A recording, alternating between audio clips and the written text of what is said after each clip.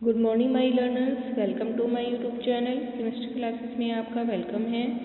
Last time हमने chemistry classes में thermodynamic chapter की स्टार्टिंग की थी, जिसमें हमने उनसे related basic terms and then हमने वर्क के लिए एक एक्सप्रेशन ड्राइव किया था कि प्रेशर वॉल्यूम वर्क क्या होता है, जिसके लिए वैल्यू हमारे पास क्या थी। अगर बाय द सिस्टम होती है तो वो नेगेटिव फॉर्म में आया था, और ऑन दी सिस्टम थी तो वो पॉजिटिव फॉर्म में था, और वैल्यू थी work is equal to P minus delta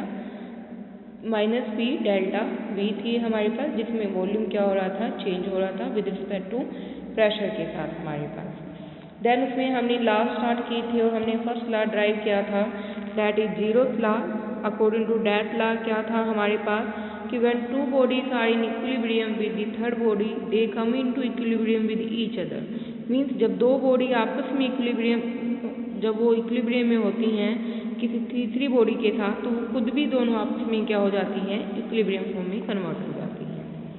today we do its second law, that is the first law of thermodynamics.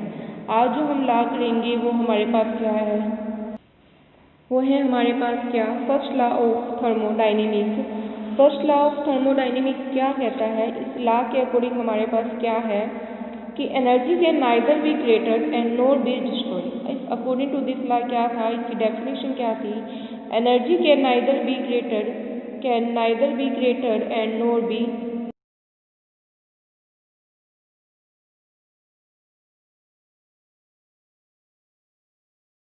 First law of thermodynamics कहता था। इसके अलावा कुछ अनदर डेफिनेशन भी दी गई थी इसकी।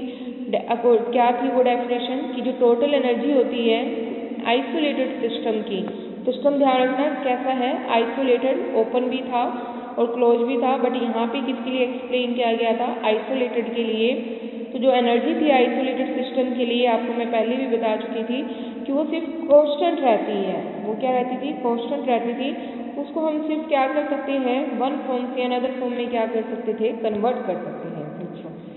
इसके अलावा हमारे पास क्या है कि जब भी हम किसी एनर्जी को क्या करेंगे, कंज्यूम करेंगे, तो उस एनर्जी के रिजल्टेंट में हमें कुछ क्या मिलेगा, प्रोडक्ट मिलेगा। मतलब जो एनर्जी हम कंज्यूम करेंगे तो उसके रिजल्टेंट में हमें कुछ ना कुछ क्या मिलेगा, कोई वर्क मिलेगा, या फिर हम कुछ भी न्यू क्या करेंगे, प्रोड्यूस करेंगे। फॉर एग्जाम्पल जब भी हम अगर हम अपनी एनर्जी को यूज करके कोई चीज़ कर रहे हैं तो हमें उसके रिजल्ट में क्या मिलता है, अपना प्रोडक्ट मिलता है। तो ये भी कौन कहता था, फर्स्ट लॉ ऑफ थर्मोडायनेमिक्स कहता था। इसके अलावा इसकी थर्ड डेफिनेशन है क्या, it is impossible to construct a perpetual motion machine. Means क्या है इसका कि ये इम्पॉसिबल है किसी भी एक ऐसी मशीन को बनाना जो क्या करे, कंटिन्यूसली क्या करे, वर्क करती जाए विदाउट कंज्यूमिंग एनर्जी। वो कुछ ना एनर्जी को क्या करेगी, कंज्यूम करके ही वो हमें क्या देगी, कोई प्रोडक्ट देगी हमारे पास। तो कोई भी ऐसी हमारे पास क्या नहीं है, मशीन नहीं है जो कंटिन्यूसली वर्क करे और एनर्जी को क्या ना करे, कंज्यूम ना करे, ऐसा पॉसिबल ही नहीं था। तो ये इसकी क्या आई है, हमारे पास डेफिनेशन आई है। एक तो है हमारे पास सबसे जो मेन इसकी इंपॉर्टेंट डेफिनेशन थी वो थी law of conservation of energy. Means energy can neither be created and not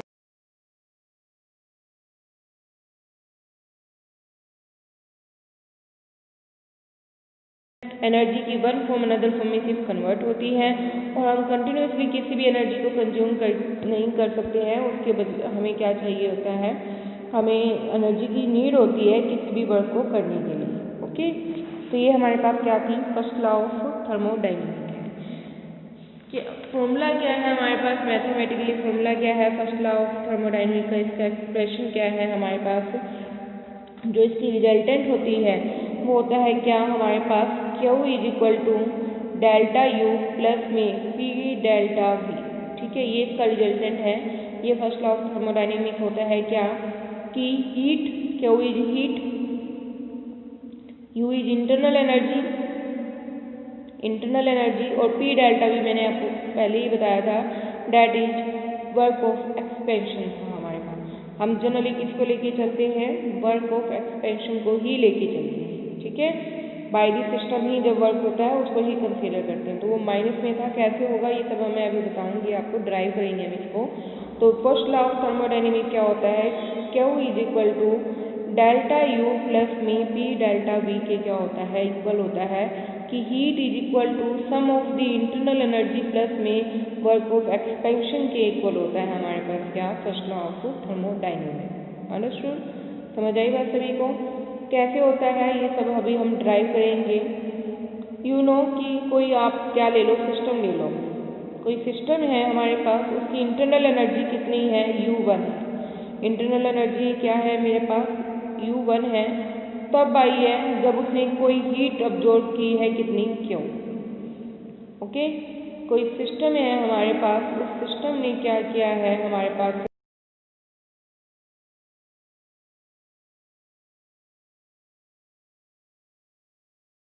की, तो उसने इंटरनल एनर्जी प्रोड्यूस कर ली कितनी, U1 फॉर्म में। ओके, अंडरस्टूड, समझाई बात। और एक और मैंने अनदर सिस्टम लिया, दूसरा सिस्टम लिया, एक सिस्टम एक ये ले लिया, एक मैंने सेकंड सिस्टम लिया, तो उसकी जो इंटरनल एनर्जी होगी U2 वो किसके इक्वल होगी हमारे पास, इस फर्स्ट के लिए U1 होगी, सेकंड के लिए U2, वो किसके इक्वल होगी हमारे पास, जितना ये हमारे पास वर्क हुआ, मतलब इंटरनल एनर्जी प्रोड्यूस हुई अमाउंट ऑफ हीट दे के, उसके रिजल्टेंट में जो मैंने वर्क कर दिया वो इसके इक्वल हो जाएगी हमारे पास U2। ठीक है, कोई सिस्टम था U1, उसकी एनर्जी थी U, मतलब मैंने उसको हीट दी क्या, उसने एनर्जी प्रोड्यूस कर ली U1। देन मैंने उसमें उस U1 एनर्जी जो प्रोड्यूस हुई है प्लस में जो हीट दी, उसके रिजल्टेंट में हमारे पास एक और वर्क ऐड हो गया, वो हो जाएगी हमारे पास U2। ठीक है, U2 हो जाएगी हमारे पास। आपको पता है इंटरनल एनर्जी स्टेट फंक्शन है हमारे पास, तो ये फाइनल इनिशियल पे डिपेंड करेगा। फाइनल U2 है, इनिशियल U1 होगा, चेंज हम U2 माइनस U1 करके फाइंड आउट करेंगे। या आप ऐसे कर लो, U2 इज इक्वल टू क्या था, U1 प्लस में Q प्लस में क्या था, W। तो U2 U1 हम इधर ले आएंगे तो ये चेंज हो जाएगा, is equal to Q plus में W। U2 माइनस U1 को मैं चेंज की फॉर्म में यानी डेल्टा फॉर्म में लिख सकती हूँ। चेंज के लिए मैं यहाँ डेल्टा सिंबल यूज करी हूँ, तो delta U is equal to क्या हो जाएगा, Q प्लस में हमारे पास W हो जाएगा। ठीक है, तो डेल्टा U हमारे पास किसके इक्वल आ चुका है, Q प्लस में W आ चुका है। अब जो W है वो वर्क है हमारे पास, और वो किसके इक्वल होता है, माइनस के P डेल्टा V के इक्वल होता है। तो इक्वेशन ये बन गई थी हमारे पास, डेल्टा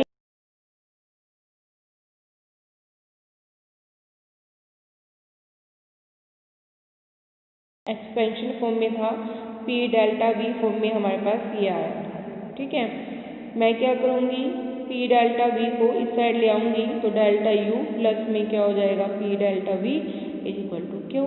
ये रिजल्टेंट मैंने आपको स्टार्टिंग में बताया था कि हीट किसके इक्वल होती है, सम ऑफ इंटरनल एनर्जी और प्रेशर वॉल्यूम एक्सपेंशन के इक्वल होती थी। ठीक है, तो इसकी हमारे पास क्या है, डेरिवेशन है हमारे पास, इंपॉर्टेंट है ये हमारे पास फर्स्ट लॉ ऑफ थर्मोडायनेमिक्स, और इसकी डेरिवेशन भी आपसे बहुत सिंपल वैसे क्वेश्चन में भी कई बार पूछी जाती है। अंडरस्टूड, समझ आई बात सभी को? ठीक है, तो इसका रिलेशनशिप बन चुका है हमारे पास। इसके बाद अगर आप कुछ कंडीशन इसमें अप्लाई कर रहे हो, जैसे कि कंडीशन, जैसे कि अगर आपने क्या कर दिया, आइसोथर्मल कंडीशन आप ले रहे हो, तो आइसोथर्मल कंडीशन में आप क्या करोगे, देखो इस तरीके से ये हमारे पास आया है रिजल्टेंट, ये था, दोनों ही किसी भी फॉर्म में भी आप लिख सकते हो, ये रिजल्टेंट बन गया था हमारे पास। अब कंडीशन मैंने क्या दे दी है, आइसोथर्मल दे दी है। आइसोथर्मल यानी टेम्परेचर क्या है, कांस्टेंट है इसमें। अगर टेम्परेचर कांस्टेंट हो यानी एनर्जी भी क्या हो जाएगी, कांस्टेंट हो जाएगी हमारे पास, मीन्स जीरो हो जाएगी। तो Q प्लस W, तो हीट सिर्फ किसके इक्वल आ जाएगा, माइनस वर्क के इक्वल आ जाएगा हमारे पास, माइनस W के आ जाएगा। ठीक है, ये तब है जब आइसोथर्मल थी, मीन्स एनर्जी क्या हो रही थी, कांस्टेंट हो रही थी, तो हीट किसके इक्वल आ जाएगा, नेगेटिव वर्क की क्या हो जाएगी हमारे पास, इक्वल हो जाएगी। ठीक है, बट अगर आप क्या करे हो, वॉल्यूम को क्या करे हो, कांस्टेंट कर रहे हो, तो आप इस तरीके से लिख सकते हो, delta U is equal to Q plus में हमारे पास क्या है, वो W था, और Q प्लस में माइनस के क्या होता है, P डेल्टा V फॉर्म में हम रिटर्न करते हैं।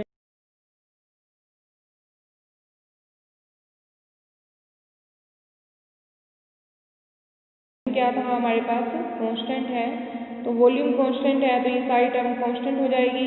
तो डेल्टा U सिर्फ किसके इक्वल आ जाएगा, हीट की, यानी इंटरनल एनर्जी सिर्फ किसके इक्वल आ जाएगी हमारे पास, हीट की क्या आ जाएगी, वो इक्वल आ जाएगी। ठीक है, इसी तरह अगर आप क्या करे हो, एडियाबैटिक कंडीशन दे रहे हो, एडियाबैटिक यानी कि इसमें हीट क्या होती है हमारे पास, जीरो, कोई सप्लाई नहीं होती हीट की, कांस्टेंट होती है। तो फर्स्ट लॉ ऑफ थर्मोडायनेमिक्स यही है हमारे पास। इसको आप क्या करे हो, जीरो, तो डेल्टा यू सिर्फ किसके इक्वल आ गया है, वर्क के। तो इंटरनल एनर्जी किसके इक्वल आ रही है, पॉजिटिव वर्क की आई थी, और जब ये कांस्टेंट थी तो हीट किसके इक्वल आई थी, नेगेटिव वर्क की इक्वल आई थी हमारे पास। ओके, अंडरस्टूड, समझ आई बात सभी को। तो ये क्या है हमारे पास, फर्स्ट लॉ ऑफ थर्मोडायनेमिक्स है। इनसे रिलेटेड आपने न्यूमेरिकल प्रॉब्लम्स भी सोल्व करनी है, ठीक है। पहले आप ये सारा मैथमेटिकली एक्सप्रेशन ड्राइव करना, फिर हम न्यूमेरिकल देखेंगे। देन है हमारे पास क्या, इंटरनल एनर्जी एंड वर्क क्या होते हैं हमारे पास, स्टेट फंक्शन है या नहीं, या पैथ फंक्शन है या नहीं, ये सब हम क्या करेंगे, डिस्कस करेंगे हमारे पास। तो हमारे पास क्या है कि इंटरनल एनर्जी को क्या बताया था हमने कि एक स्टेट फंक्शन होती है या नहीं होती, ये हम सारा बताएंगे कैसे। इंटरनल एनर्जी हमें बताया कि स्टेट फंक्शन है, किस पे डिपेंड करती थी, इनिशियल और फाइनल पे। कौन सा फंक्शन है ये हमारे पास, स्टेट फंक्शन। इसके लिए मैंने क्या कंसीडर किया, एक साइक्लिक प्रोडक्ट लिया मैंने, ए और बी उसकी पोजीशंस हैं, वो ए से बी की तरफ जा रहा है और बी से ए की तरफ आ रहा है हमारे पास, ठीक है। उसने अब ए ने अपनी इंटरनल एनर्जी को कंज्यूम करके वो बी पे पहुंच गया, फिर वो बी से इंटरनल एनर्जी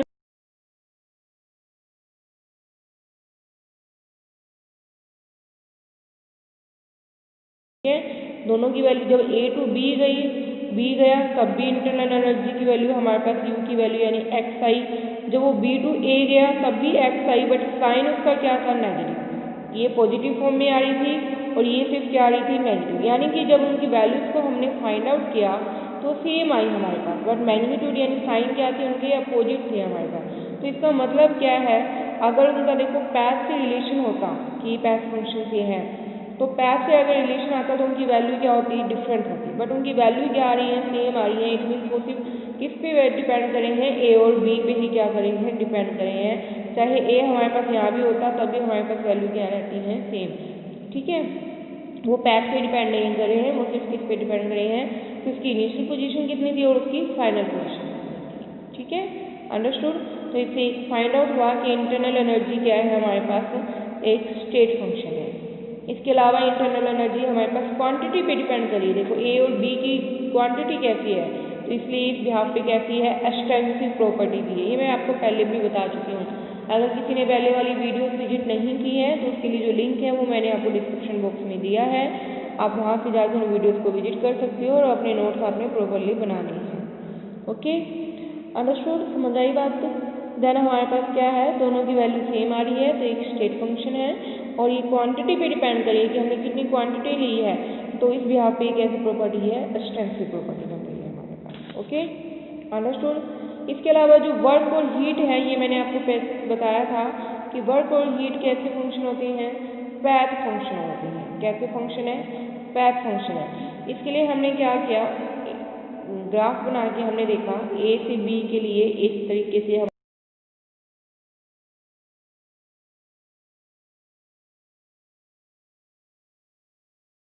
जब मैंने ये वाला पैथ फॉलो किया तो इतना वर्क हुआ, और जब मैंने ये वाला पैथ फॉलो किया तो हमारे पास ये वाला वर्क हुआ। तो देखो जब मैंने डिफरेंट पैथ अप्लाई किए तो हमारे पास वर्क की वैल्यू क्या आ रही है, डिफरेंट आ रही है। मतलब क्या है, वो किस पे, जब ए से बी गया तो इतना वर्क मिला, जब इस फॉर्म में गया तो वर्क बिल्कुल थोड़ा हो रहा है, और इस फॉर्म में गया तो वर्क बहुत ज़्यादा हो रहा है। तो इसका मतलब क्या है कि जो वर्क है वो किस पे डिपेंड कर रहा है, पैथ पे डिपेंड कर रहा है, ना कि इनिशियल और फाइनल वैल्यू पे डिपेंड कर रहा है। ए फाइनल इनिशियल तो सेम ही आ रही है, ए और बी रह रही है हमारे पास, बट वो किस पे डिपेंड कर रहा है कि पैथ कैसा फॉलो किया है। जैसा पैथ होगा उतना ही हमारे पास क्या हो जाएगा, वर्क हो जाएगा हमारे पास। ओके, अंडरस्टूड, समझ आई बात सभी को। तो जितना जैसा पैथ होगा वैसे ही हमारे पास वर्क होगा। इसका मतलब क्या है कि जो वर्क है और इस तरह जो हीट है वो दोनों ही हमारे पास कैसे फंक्शन है, पैथ फंक्शन है, और पैथ फंक्शन कभी भी डिफरेंशियल फॉर्म में नहीं मिलते हैं। While internal energy, temperature, pressure, volume, ये सब स्टेट फंक्शन थे और ये सब डिफरेंशियल फॉर्म में हमारे पास मिलते हैं। ठीक है, अंडरस्टूड, समझ आई बात सभी को। इस मैं आपको पहले भी बता चुकी हूँ, तो ये दोबारा मैंने आपको बताया है, तो आपने इस चीज़ को ध्यान रखना है। देन है हमारे पास क्या, एंथैल्पी, कि एंथैल्पी क्या है हमारे पास। एंथैल्पी को हम क्या करते हैं, H से क्या करते हैं, रिप्रेजेंट करते हैं हमारे पास। और ये क्या है, it is the energy associated with A system which includes it's internal energy and also energy due to the external factors such as the pressure, volume, condition। या हम सिंपल टर्म्स में कहें कि enthalpy the sum of internal energy plus में pressure volume का, ठीक है। It is sum of internal energy,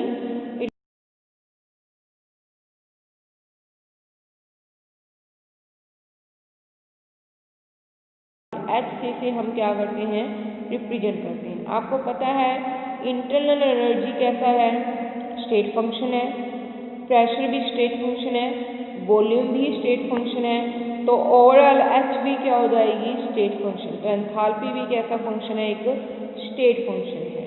इसके अलावा ये दोनों ये एक एक्सटेंसिव प्रॉपर्टी है, प्रेशर और वॉल्यूम भी एक्सटेंसिव है, तो जो एंथैल्पी है वो भी क्या होगी, हमारे पास एक्सटेंसिव प्रॉपर्टी होगी।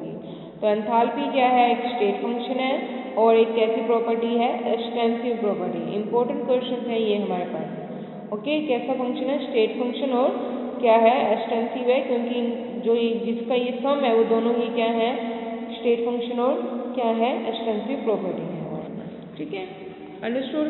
H is equal to U plus P V आया है, ठीक है। ये कैसे आया है, ये हम ड्राइव करेंगे किससे, फर्स्ट लॉ ऑफ थर्मोडायनेमिक्स से हम इसको क्या करेंगे, ड्राइव करेंगे हमारे पास। Okay, first law of thermodynamics हमारे पास ये था, delta u is equal to q plus में डब्ल्यू, ये हमने ड्राइव किया था वर्क के फॉर्म में।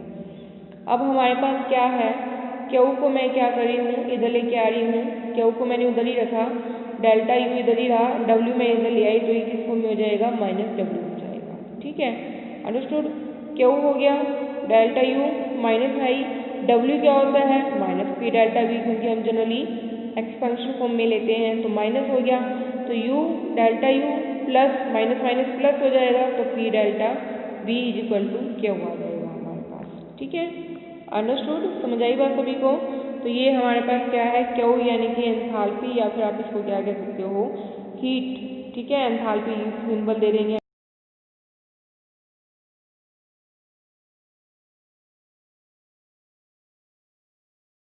यू को आप क्या कर सकते हो, U2 माइनस U1 भी लिख सकते हो। इसी तरह P तो कांस्टेंट है, कौन चेंज हो रहा है, सिर्फ वॉल्यूम, तो वो V2 माइनस V1 भी लिख सकते हो। ठीक है, तो ओवरऑल ये हमारे पास एंथैल्पी जो है वो किससे ड्राइव करते हैं हम, फर्स्ट लॉ ऑफ थर्मोडायनेमिक्स से इसको मैंने क्या किया है, ड्राइव किया है, फर्स्ट लॉ ऑफ थर्मोडायनेमिक्स से। अंडरस्टूड, समझ आई बात सभी को। ठीक है, तो ये इस तरीके से हमारे पास क्या है, एंथैल्पी क्या होती है, sum of internal energy and pressure volume form की क्या होती है, इक्वल होती है। चेंज फॉर्म मैंने आपको बता दी है, इसको हम चेंज फॉर्म में भी लिख सकते हैं। ठीक, देन है हमारे पास क्या, हीट कैपेसिटी, कि what is the heat capacity, क्या होती है हमारे, सॉरी हीट कैपेसिटी क्या होती है हमारे पास, न्यू टॉपिक है हमारा क्या, हीट कैपेसिटी क्या होती है, heat capacity, it is the amount of heat required to raise the temperature of the system by 1 degree. I repeat, it is the amount of heat required to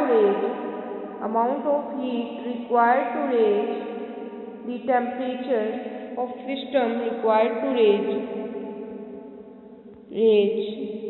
temperature of system by 1 degree, कि कितनी heat हमें चाहिए किसी system के temperature को increase करने के लिए, कितने डिग्री से आप टेम्परेचर को यहाँ पे इंक्रीज करोगे, 1 डिग्री से हम क्या करते हैं, इंक्रीज करते हैं, तो वो हमारे पास क्या हो जाती है, हीट कैपेसिटी हो जाएगी।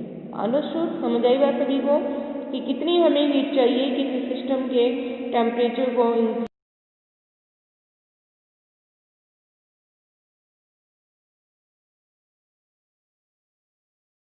हीट कैपेसिटी के लिए जो हमारे पास सिंबल है वो हमारे पास क्या हो जाएगा, C। तो इसे हम किससे रिप्रेजेंट कर देंगे, C से क्या कर देंगे, रिप्रेजेंट। और मैथमेटिकली इसका जो फॉर्मूला है वो क्या होता है, अमाउंट ऑफ हीट यानी क्यू चाहिए कितनी, किसी टेम्परेचर को इंक्रीज करने के लिए, चेंज मिलेगा टेम्परेचर में तो डेल्टा टी।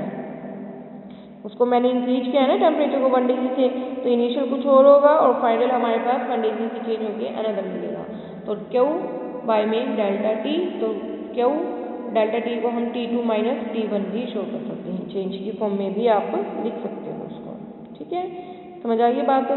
अगर हमें स्मॉल अमाउंट में चाहिए तो इसको मैं डिफरेंशिएट फॉर्म में लिख दूंगी, कर्ली क्यू बाय में कर्ली डेल्टा टी।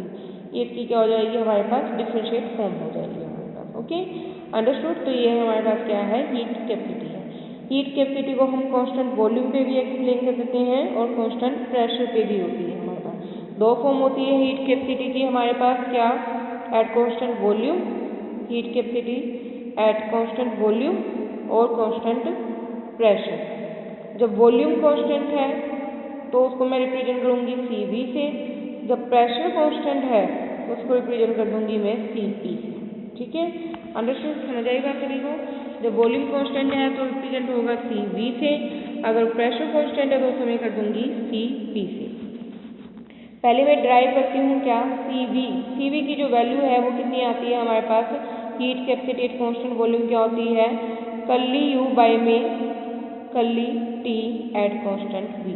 ठीक है, कर्ली U बाय में कर्ली T यानी क्या है, change of internal energy with respect to temperature at constant volume पे मिलती है। हीट के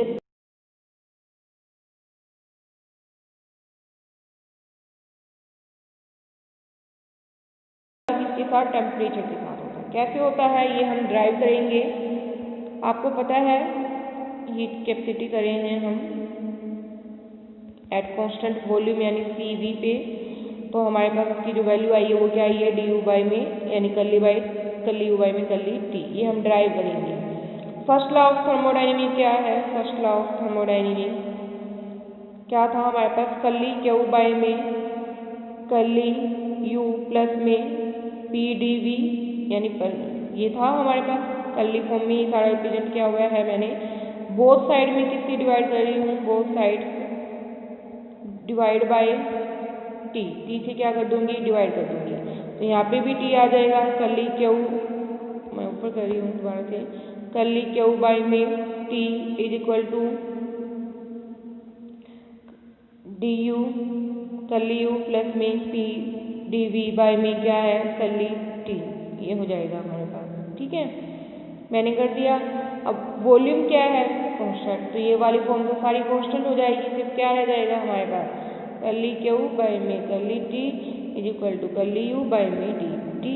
ये है, और ये किसके इक्वल होता है, कांस्टेंट हीट कैपेसिटी। ठीक है, क्या कांस्टेंट हो रहा है, वॉल्यूम, इसलिए CV, और किसके इक्वल आ गई, DU बाय में dt के क्या आ गई है, ये इक्वल आ चुकी है। बिल्कुल सिंपल सी है ये हमारे पास। ओके, समझ आई बात सभी को। इसी तरह हमारे पास क्या है, हम किसको ड्राइव करेंगे, heat capacity at constant pressure पे करेंगे, वो भी फर्स्ट लॉ ऑफ थर्मोडायनेमिक्स से ही आपने करनी है, from first law of thermodynamics से। तो क्या होती है, कर्ली Q बाय में वही कर्ली U प्लस में PdV होगा,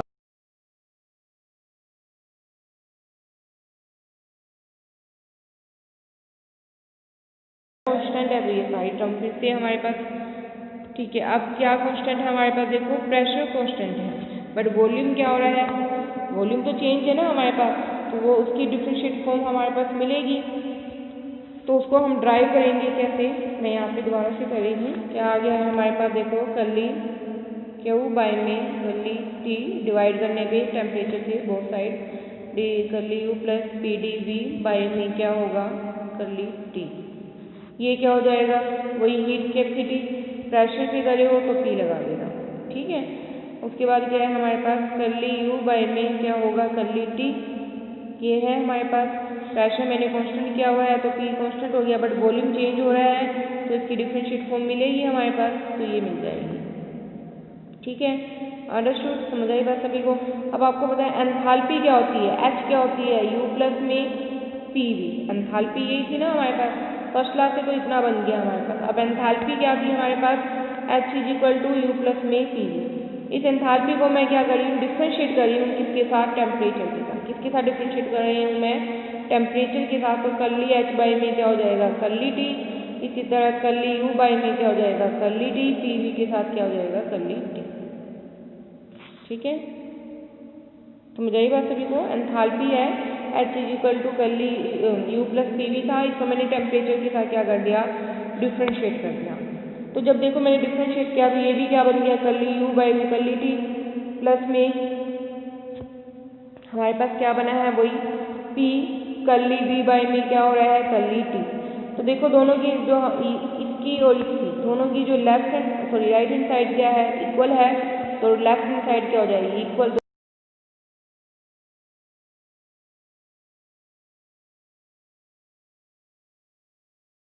P का विद रिस्पेक्ट टू टेम्परेचर और वॉल्यूम पे वो किसका रेशियो होता है internal energy with respect to temperature. तो ये हमारे पास क्या है हीट कैपेसिटी थी at constant temperature and volume पे, प्रेशर एंड वॉल्यूम पे।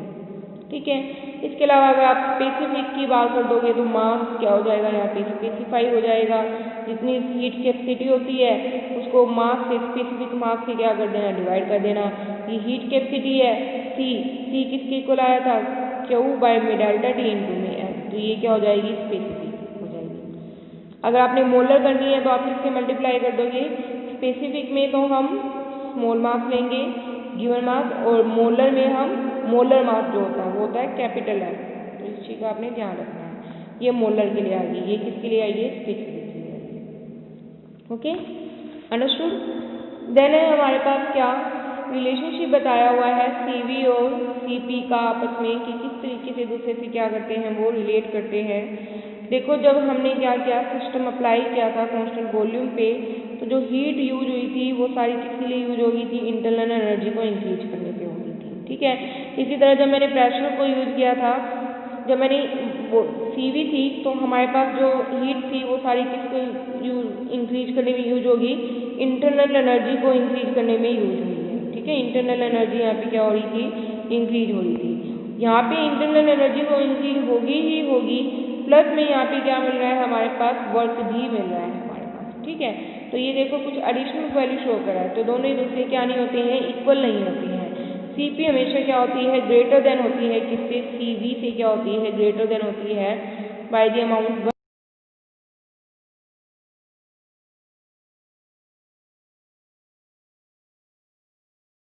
तरीके से दूसरे से वैल्यू डिफर करेगी, तो आपको पता है देखो CV की वैल्यू क्या आई है कर्ली U बाई में कर्ली T, और CP क्या आया था कर्ली H बाई में कर्ली T, ये हमारे पास आया था। ठीक है, एंथैल्पी क्या होती है H is equal to U plus में PV, ये हमारे पास एंथैल्पी होती है। ठीक है, अब अगर मैं क्या ले रही हूँ मान लो मैंने गैस ली और गैस भी कैसे ली है आइडियल, तो PV किसके इक्वल हो जाएगा RT के, तो PV की जगह मैं क्या पुट कर दूँ यहाँ पे RT पुट कर सकती हूँ, तो H is equal to U plus में RT। इसको मैं डिफ्रेंशिएट कर रही हूँ किसके साथ टेम्परेचर से के साथ, तो कर्ली H बाई में curly T curly U by में कर्ली T, और R2 के टेम्परेचर तो क्या हो जाएगा कांस्टेंट टेम्परेचर के साथ ही क्या है तो सिर्फ क्या रह जाएगा R हो जाएगा, यही रह जाएगा ना। तो curly H by curly T क्या है CP इज इक्वल टू ये क्या है CV प्लस में क्या रह गया R। ठीक है, तो हमारे पास क्या है CP देखो CV से कितनी अमाउंट ज़्यादा है R की वैल्यू से क्या करिए वो ज़्यादा है। ओके अंडरस्टूड, समझ आई बात सभी को। तो ये हमारे पास क्या है हीट कैपेसिटी थी at constant volume and pressure पे, और उनका रिलेशनशिप हमारे पास बताया। ठीक है, इतना आप सभी पढ़ लेना। इनसे रिलेटेड अगर कोई प्रॉब्लम लगे तो आप मेरे से पूछ सकते हो, और जो लिंक मैंने आपको दिया है उस पर क्लिक करके आप पहले वाली वीडियोस को क्या कर सकते हो विजिट कर सकते हो। Thank you.